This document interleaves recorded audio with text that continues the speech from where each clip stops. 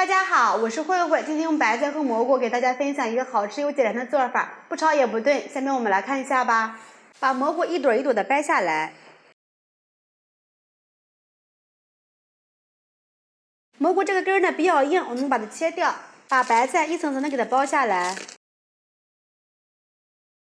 用流动的清水给它清洗干净。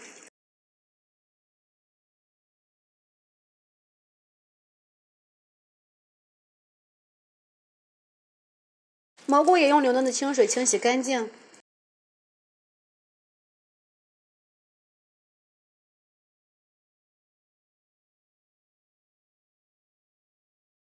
洗干净的蘑菇给它撕成小朵儿，撕好之后直接放入盘里，放一边备用。下面我们把白菜切成长条，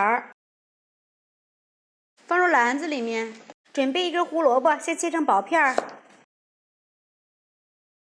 改刀切成细丝，放入盘里备用。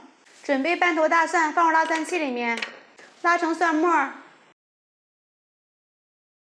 捣碎之后放入小碗里面。锅热，倒入适量的油，凉油，下入一把花生米，用铲子不停地给它翻炒。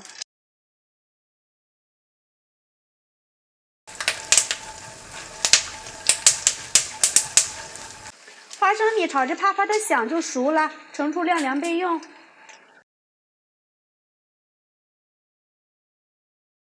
锅中提前把水烧开，放入1勺食用盐，滴2滴食用油。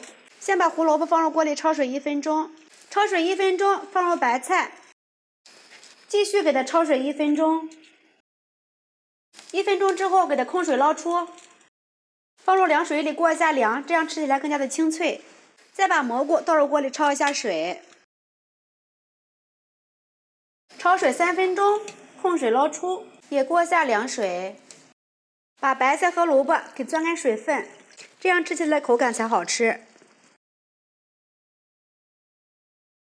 放入大碗里，把蘑菇也攥干水分，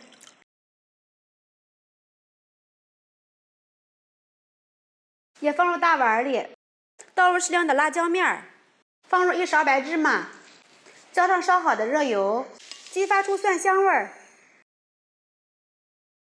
放入1勺食用盐，放入1勺白糖代替味精提鲜，放入2大勺的生抽，2大勺米醋，1勺蚝油，充分的搅拌均匀。把调好的料汁倒入大碗里，炒好的花生米也加进来，用筷子充分的搅拌均匀。哇，闻着是非常的香啊，看着就非常的有食欲。搅拌均匀，装到一个大碗里，